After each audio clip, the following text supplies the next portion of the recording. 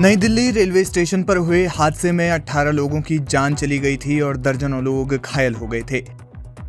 इस घटना के बाद भारतीय रेलवे और उसकी व्यवस्थाओं पर सवाल उठने लगे हैं।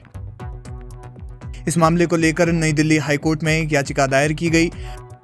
दिल्ली हाईकोर्ट के चीफ जस्टिस देवेंद्र कुमार उपाध्याय और जस्टिस तुषार राव गेडेला की बेंच ने इस मामले पर सुनवाई की और रेलवे को कड़ी फटकार भी लगाई। कोर्ट ने रेलवे से सवाल किया कि वह एक कोच में समायोजित हो सकने वाले यात्रियों की संख्या से अधिक टिकट क्यों बेचता है।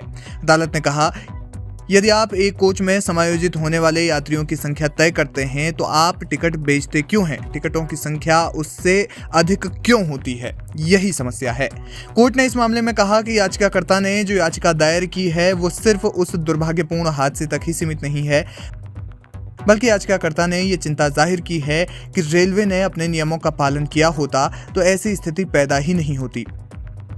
कोर्ट ने कहा कि याचिकाकर्ता इस मामले में रेलवे से भविष्य में अपने नियम लागू करने की मांग कर रहे हैं। इस मामले में याचिकाकर्ता के वकील ने कहा, घटना के दिन 9,600 से ज्यादा अनारक्षित टिकट बेचे गए थे और अगर अधिकारी कानूनी बाध्यताओं का पालन करते तो इस घटना को रोका जा सकता था।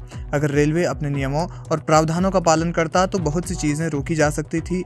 यह याचिका राष्ट्रीय हित और व्यापक जनहित में है। मैं बुनियादी ढांचे या नीतिगत मुद्दों पर टिप्पणी नहीं कर रहा हूँ।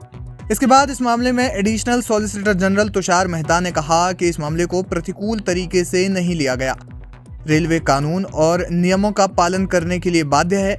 एएसजी मेहता ने अदालत को आश्वासन दिया कि कोर्ट में दायर की गई इस जनहित याचिका में उठाए गए मुद्दों पर हाई लेवल पर विचार भी किया जाएगा।